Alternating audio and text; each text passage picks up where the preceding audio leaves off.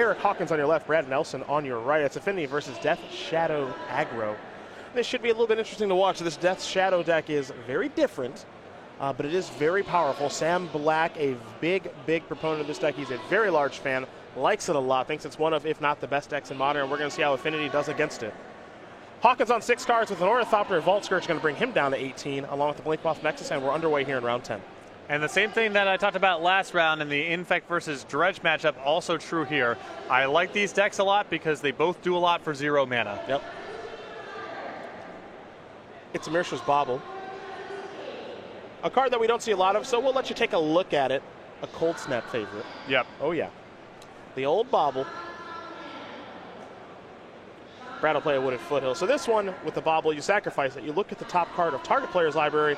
You draw a card at the beginning of the next turn's upkeep. So Brad took a look at the top card of his deck. He said, I'm not really sure I like that one very much. So I'll play a fetch land in Wooded Foothill. Sacrifice that to go get a Blood Crypt. Bring myself down to 17. Very important for Death Shadow. Cold Snap tried to borrow some of Ice Age's design sensibilities with the delayed cantrips. He did, yes. I don't know why that would be a thing, but it is, and so now we get to see a little bit of a Modern. Brad will draw a card from the Bauble. He'll pass the turn back. Lightning Bolt was the draw. And Brad says, hold on just a second. I might have some effects here still in the upkeep. And he does. Going to Lightning Bolt Vault Scourge. Smart play there from Nelson, simply because I think he wants to slow down a card like Mox Opal. Yep. There's Inkmoth Nexus here, Signal Pest, another Vault Scourge. Hawkins will take 2 to play that one. And now Ornithopter, well, it's not going to attack. The trash can has been emptied out. got it all out there. Didn't find any diamonds in the rough so far. None of the payoffs. Uh-huh. No Cranial Platings, no Arcbound Ravagers.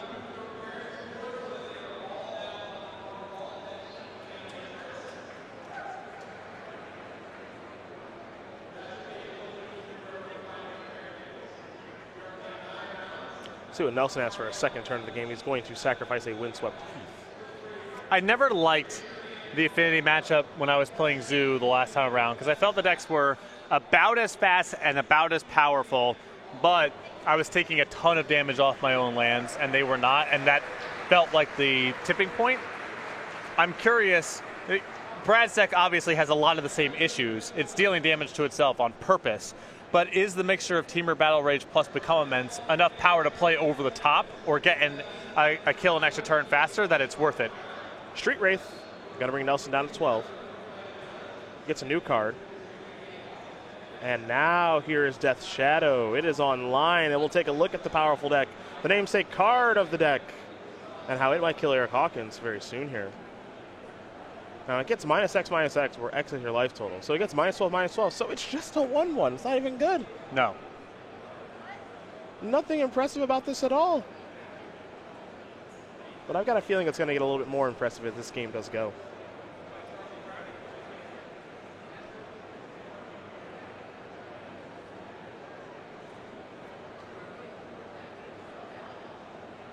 For Hawkins, you're getting kind of weird spots against this deck. Where, I mean, Eric wants to attack him. Yep. The goal is to get him to 0. But the more you attack the Death Shadow aggro deck, the better Death Shadow it becomes. So what to do, That is the question. Cranial Plating has shown up. Vault Scourge is going to wear the hat.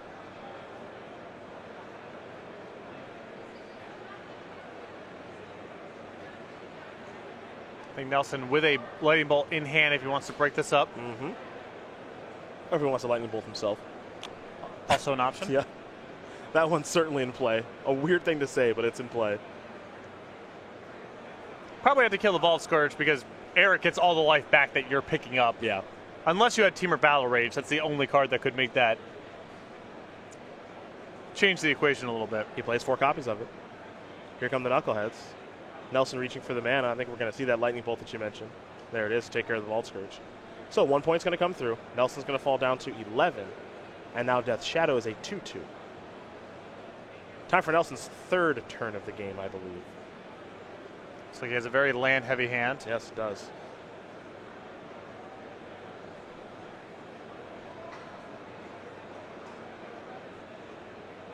Has Become Immense. I don't think he has a way to deal himself more than 3 damage right now. I think he can simply sacrifice a fetch land and get an untapped dual land.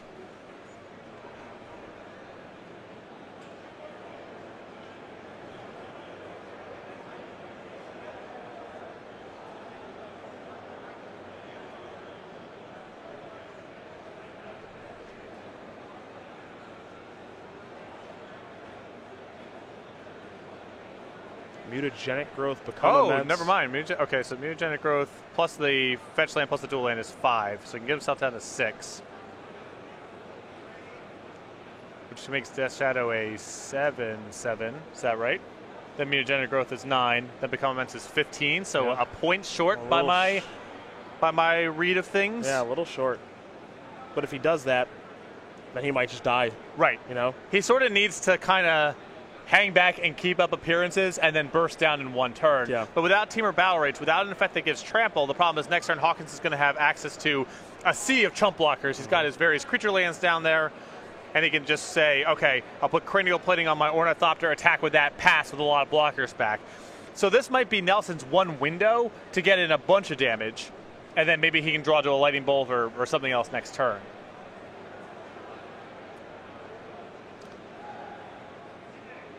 It's a weird deck. Yep.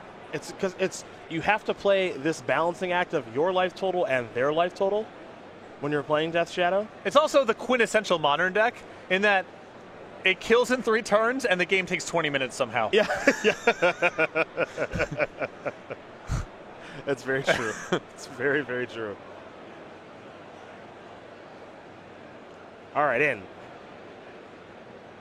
Because Brad also has to make a prediction of how much Eric can attack for next turn. Right. That's the other part of this. And Affinity is a bit of a math puzzle itself. It is.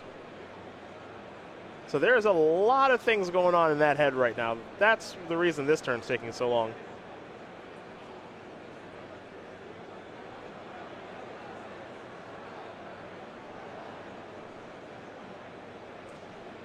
All right, after all that, okay, take 2. So I think Brad's plan here is he has to draw to Temur Battle Rage no matter what at this point. Okay. So he wants to keep his life total high to give himself as many possible draw steps to find Temur Battle Rage. If he shoves everything and knocks Hawkins down to 1, he's really only drawing to 2 copies of Lightning Bolt. Well, he's used them both. Oh, yeah, sorry. Yep. I assumed he played 4. He only has the 2. Yep. So at that point, he's drawing to maybe Monastery Swift Spear as his only way to win. So he just wants to give himself as many draw steps as possible. Hawkins is going to fire up Inkmoth Nexus and go this route. And doing it through the Inkmoth Nexus is very smart because Yeah, it it's is. not damaging Brad's life total here. Yep. So he can hang back with as many chump blockers as possible.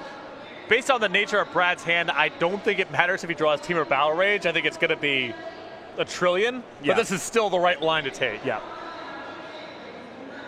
And he's going to activate the Blinkmoth Nexus and make it so it's a pretty healthy attack here. Yeah. And Brad is going to sack a land. So Hawkins here trying to go for lethal in 2 turns without damaging Nelson's life total. Mm-hmm. Sacred Foundry land that Nelson will find. So Nelson has 7 infects. So I think it might just be Temur Battle Rage or bust. He'll draw.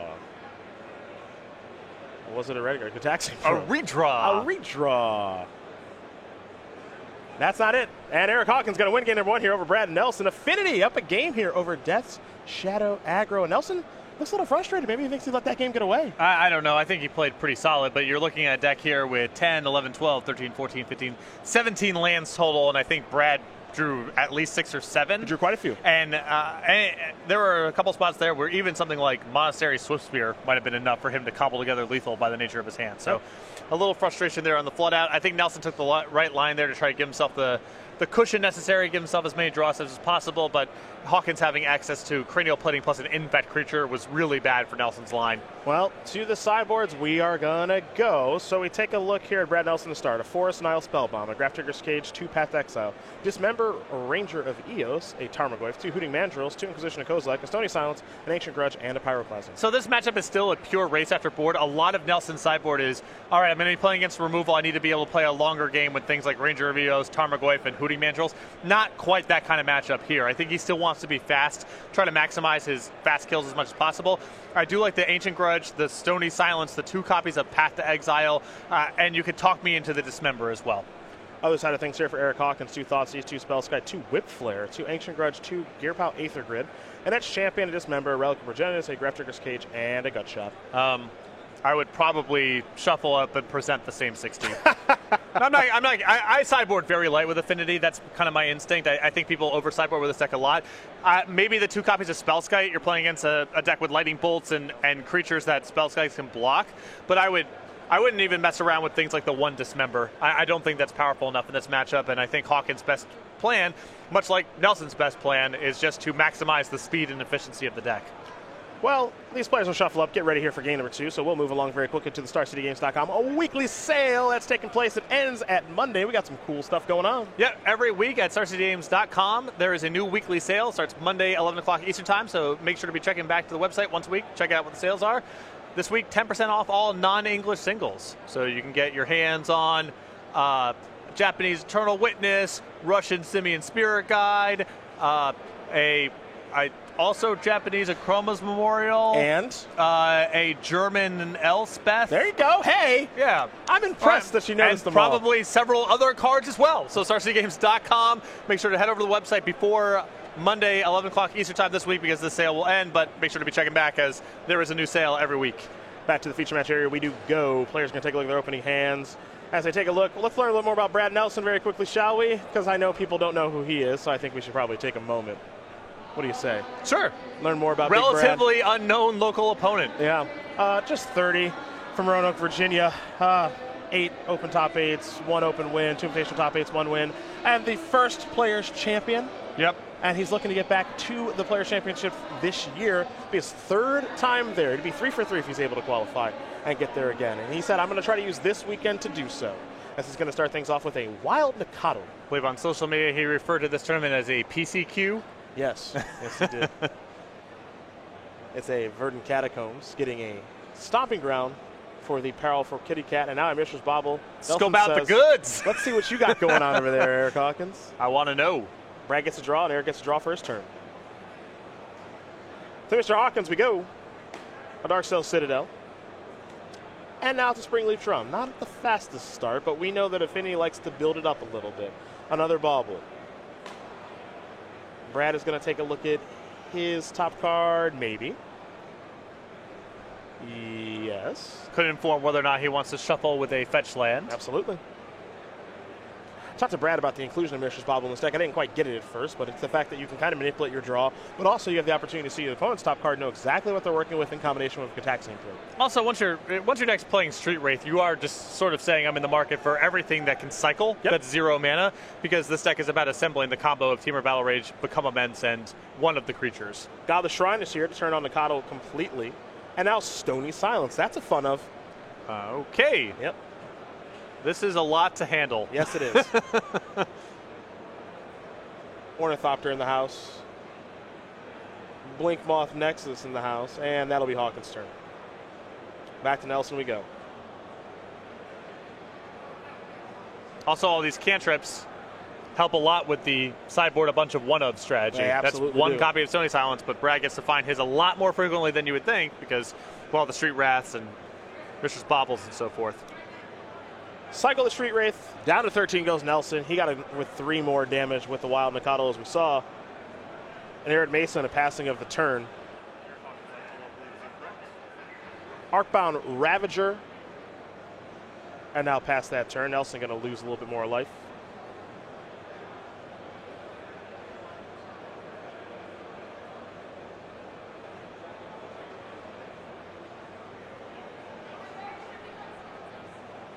Nelson, I believe, falls down to 12 now with that fetch line activation. And so now we'll move his way. All the colors of the rainbow online here for Brad. Doesn't really need any blue mana for this deck. Nikado coming in. Ravager going to block. And the counter will be placed onto the Ornithopter from the modular trigger. Anything else here for Nelson? Looks like a hand of Become Immense, Path to Exile, Lightning Bolt, and some lands. Yep. This deck doesn't have a ton of threats, as there's a Verdant Catacomb. It's got the 4 Wild Nikados, 4 Monastery Swiftspear, 4 Death Shadow, and then 3 Step Links. Yep. A lot of this deck it's shaving on numbers because of all the cycling, all the cantripping. 17 lands might be a little light, and the number of threats in the deck, 19, might be a little light, but you are cheating a little bit. Another Ornithopter. 15 threats, we can't really count the street raids. No, I don't think you can. I mean, you can cast it. I think he's got double black. Yeah, he's got Blood Crypt and Gala Shrine. Yeah. It probably doesn't come up very often. And he has 5 lands of tap for mana. Oh, yeah. Easy. The Street Wraith plan. Yeah. Easy, you say. Here's a Vault Scourge. Pass the turn back. Nelson is going to sacrifice Verdant Catacombs. For example, the first time that I played Burn in Legacy, I didn't know what my fetch land versus mountain count should be. Okay. And eventually I went with 8 mountains because I had 4 Fire Blasts in the deck. That sounded right. Yeah. You don't want to run out. You don't want to run out. Same deal here. Yeah. You got the 5 lands. You got the 5 lands. You got your Street Raid. Double black. Is that an accident? Yeah. I don't think so. You don't want to come up empty. No. Here comes the Coddle. Ornithopter's going to block. See you later. Next up, Death's Shadow. A land for Nelson in Wooded Foothills. And he'll pass. Yes, he will. To Hawkins. I believe Thoughtseize may have been the draw. Interesting to see that card in Hawkins' deck on the draw. You can maybe talk me into it on the play, given how threat light Nelson's deck is. I guess Hawkins has to respect the combo quite a bit. He doesn't have a lot of play against Become Immense, Temur Battle Rage. Beatdowns. Nelson going to fall down to 8, which means Death's Shadow is going to grow.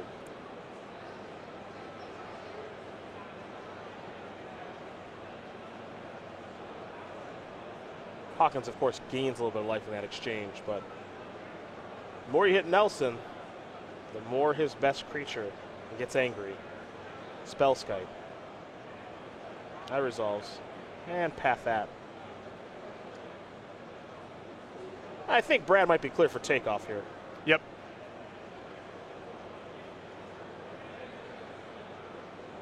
I mean, he's been sitting on Bolt plus Become Immense for a while. Doesn't have to respect a lot of cards on the other side of the table. It's really only something like Dismember, and he's getting 4 life in that exchange also. So I think we're going to see Brad go for the kill this turn. Nelson on the upkeep is going to sacrifice Wooded Foothills. He'll show Become Immense, and that Death Shadow is only getting larger as we go. And there's a Blood Crypt.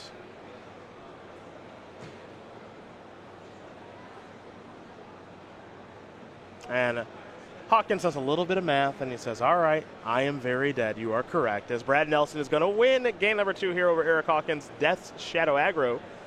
And Affinity are all tied up here, Patrick. Well, Hawkins had what looked like a beautiful draw there, but Stony Silence blew it all up. And then he was just left with Ornithopters and 1/1 flyers for 2. What do we call it? I think is at the bottom of the garbage can again. Yep. The trash heap. It certainly is the trash heap. Well, the sideboards are here on screen again, and I don't think a lot changes here for Eric. I think he can expect to see Stony Silence on the other side of the table, but what can you do about it? Exactly. And there's only the 1 copy, so. If Hawkins was willing to put in Thoughtseize on the draw, I had to imagine he'll keep it in on the play. These players are shuffling up pretty quick, so let's talk about the StarCityGames.com YouTube page, shall we, Patrick, where we got a lot of cool stuff going on and almost 100,000 subscribers. Yep, you can subscribe right now at youtube.com/StarCityGames. Get notified when new content is uploaded on the page. A lot of great archives there, including Versus Series content, Commander Versus, Magic Online playtesting, Best of SCG Live, and much more. We're approaching 100,000 subscribers, thanks to all of you out there. And when we hit 100K, there is some sort of promotion or giveaway that Cedric can speak to with more information than I can. But for now, head over to youtube.com/StarCityGames. Become a subscriber today for free. Get notified when new content is uploaded to the page. Eric Hawkins, will be on the play here for game number 3, so let's learn a little bit more about him. We haven't seen him as much this year as we did last year, where he made a very deep run in the race for the Players' Championship. Came up a little bit short, did Eric, unfortunately, but it's been a good run for him. Member of Team Nerd Rage Gaming is a 32-year-old from St. Paul, Minnesota. 2 open top 8s. Remember the runner-up finish where he lost to Tom Ross in the finals. Sports Fanatic plays a basketball on the regular, and every time we see him, we get to talk to him about basketball. He's a big T-Wolves fan who should have a pretty good season this year. Loves to publicly sing songs from Disney movies, and he makes his living by playing both Magic and Pocher. Reason to be optimistic for the first time in a long time in Minnesota. Absolutely. Yep. Couple foundational pieces, new coach, I'm going to be watching a lot of T-Wolves basketball. Get the old NBA League Pass and get ready to watch them bounce. If they won, if they won 33, 34 games this year, I wouldn't be shocked. I'm thinking playoffs, man. Okay. You're a little bit more bullish on them than I am, but still. Pretty optimistic. First time for some optimism there in a while. That's right. In the meantime, we got our Kevin Love. So thank you, Minnesota. Yeah. Appreciate you. I don't think they have any regrets on that deal. Neither do we. That's true. Everyone got what they were looking for. Titletown, baby. Yep. A title and a young foundational piece. That's right. Everyone's happy. That's called a win-win. Right. Win-win-win. Looks like Hawkins going to slide down to 6 cards here. See these two off to a great start here this weekend.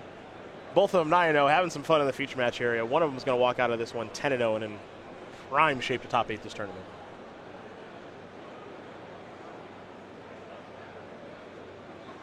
Eric going to be looking at 6, as we did mention, and he will be scrying if he keeps it. Good enough, he says. And this card will stay on top. A land, it's a Blink-Moth Nexus, a Vault Scourge, a Memnite, as Eric does fall down to 18, and that's his turn. That's nice. It's the garbage can again. Right. Look at what he did for 0 mana. A free creature. Indeed.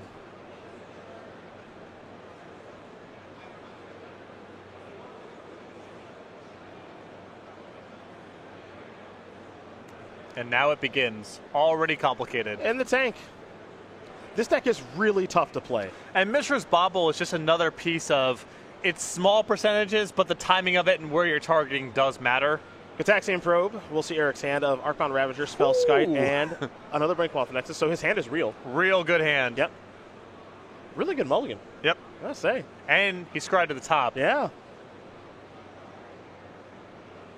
This was the problem that I had when I was playing Zoo, though not the Death Shadow build of it, was when I was on the draw and they had hands like this, I could barely keep up, and I was taking a bunch of damage off my own lands. Brad's going to bobble Eric. Take a look. Now they both know. Yes. The secret's out. It is. We're the only ones who don't know. Right.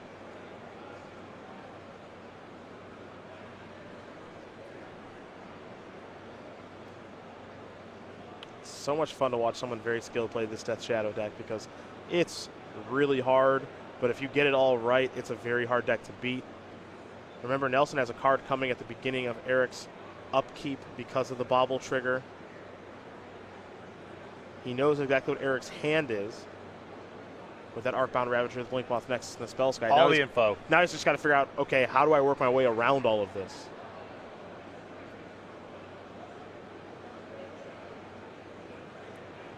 Also, just what mixture of dual lands do I want to get? And because not every fetch can get every dual land, like that's another thing. Wooded Foothills will be sacrificed. 17 is the life total.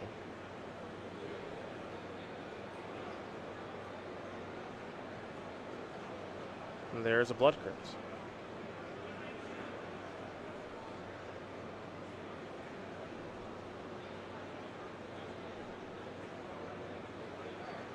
And now Inquisition of Kozilek is where Nelson's going to start. So does he want that Spellskite or does he want the Ravager? Unless he has it just has to be the Ravager. Clock is too fast. It's just too powerful of a card, too. There's hands where I guess I could just imagine taking the Spellskite, but Ravager is just too much. Yeah. Spellskite's the play. Here come the beatdowns. Let's go to... I guess if your hand was 2 copies of Lightning Bolt or something like that, but I think more than 9 times out of 10 you're going to be taking Ravager out of that hand. Well, Nelson actually has the Pyroclasm in his hand right now. Remember, in Brad's deck, no basics. So all of these lands, these fetch lands, they deal 3. Yep. That's just a thing that's gonna happen. And you really feel it when you're on the draw in this matchup. Because Affinity is often playing a much more efficient game than you on the first 2 turns anyway. And Brad's deck does not have all the removal in the world to slow that down. A Godless Shrine off the Windswept Heath. It's going to bring Nelson down to 10. Nelson now is going to play Step Links and then a Death Shadow. Really good setup for Pyroclasm next turn. It sure is. To Hawkins we go. Now I think he has land plus plating. Ooh, boy, that's a good mulligan. Yep. Well, he scryed to the top and then played Spellskite on 2 instead of some other proactive play. So yeah. Stands to reason it was a plating he left on top. Downs. This is getting tough. Not only does take some of the sting out of the Pyroclasm, because now he has plating plus Spellskite. Yep. Well, this will be interesting because draw a card. Maybe a Street Wraith. Land, because set him up in such a way where he can, play a fetch land with the Step Links, attack. Presumably, Eric is going to block it, and then he can Pyroclasm everything away, and then he's just got to be able to beat a Blinkmoth Nexus. I think Hawkins is, if he's going to commit a block here, I think it's more like Memnite goes in front of the deck. Yeah. And he takes the 4 from the Step Links. Just because his life total's so high, too. Yeah, he's at 25. The Memnite's not really critical here.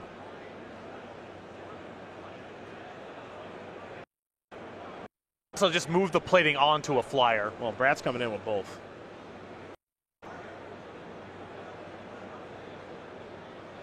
I mean, even Lightning Bolt's enough of a reason to not commit the spell block here on the links, even Pyroclasm. Yeah, Yep. That's going to do it. Eric Hawkins is going to win this match over Brad Nelson. 2-1. Affinity is going to take care of Death Shadow, and a heck of a mulligan there from Eric. Getting the job done thanks to Spellskite providing a little defense. The goods. Eric Hawkins, 10-0. Yeah.